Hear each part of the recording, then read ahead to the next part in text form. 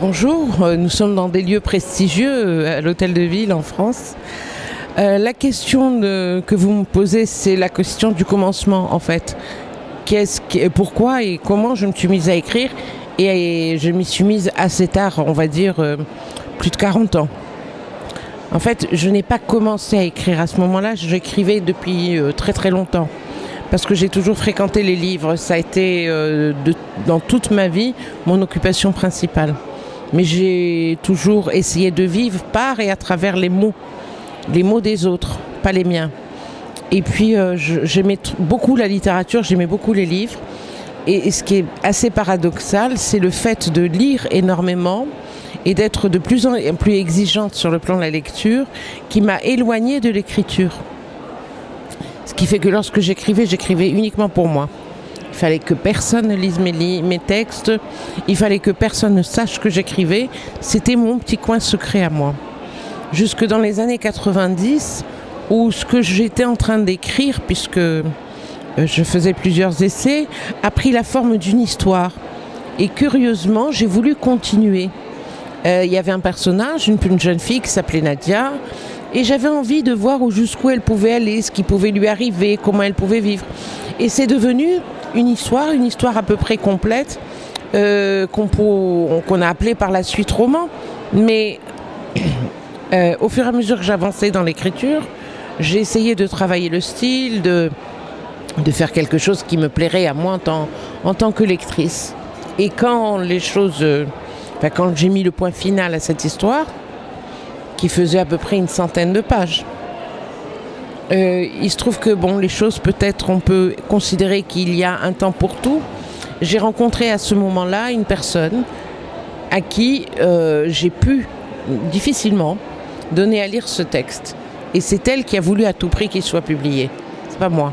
Moi, j'avais pas pris la décision. Je me suis pas assise à mon bureau en disant ça y est, je vais être écrivain. Non. Moi, je faisais ce que j'avais toujours fait, c'est-à-dire écrire pour pouvoir, supprimer une réalité qui devenait de plus en plus difficile, pour pouvoir me plonger dans un monde autre. C'est ça, c'était la fiction qui m'intéressait. Et mon ami m'a demandé l'autorisation d'envoyer ce texte à des éditeurs. J'ai dit non au départ, et puis ensuite j'ai accepté.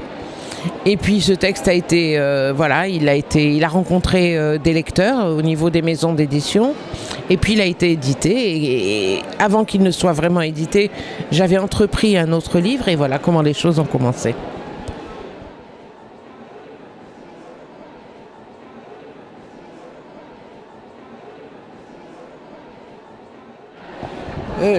La question, pour moi, l'analyse que vous faites de mes personnages est tout à fait juste, tout à fait exacte. Ce sont des personnages qui vivent dans un contexte, on va dire, dans un contexte de violence, mais ce sont des personnages que l'on pourrait rencontrer, qu'on pourrait connaître, qu'on pourrait croiser, qu'on pourrait fréquenter, des personnages entre guillemets normaux. Ils vivent dans un contexte qui, lui, n'est pas normal. Et il ne s'agit pas, pour moi en tout cas, de montrer ou de démontrer quelque chose. C'est pas du tout l'objectif que j'ai par mon écriture. Moi, je ne crois pas à ce que beaucoup de gens imaginent, c'est-à-dire que la littérature peut délivrer un message, que quand on écrit, et je déteste, au fond de moi, je n'aime pas les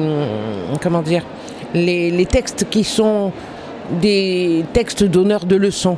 C'est-à-dire, voilà ce qu'il faut faire, voilà ce qui est bien, voilà ce qui n'est pas bien. Je vais vous parler du mal, comme ça, vous saurez que c'est mal. Je vais vous parler du bien. Non.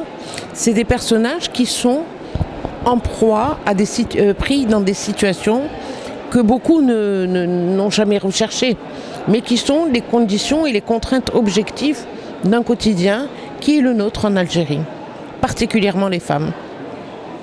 Elles vivent dans un contexte d'injustice, dans un contexte de violence, dans un contexte où la soumission est absolument nécessaire, où la révolte est sévèrement réprimée, que ce soit une révolte sur l'expression de soi ou l'expression du corps, ou alors une révolte plus affirmée, politique, etc.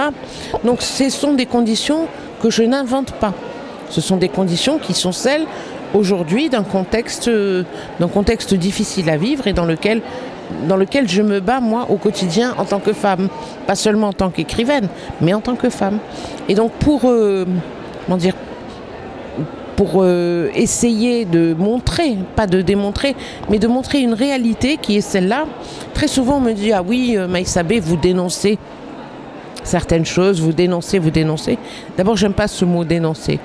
J'ai horreur de ça. Depuis que j'étais petite, dénoncer quelqu'un, c'est rien de plus moche, la délation.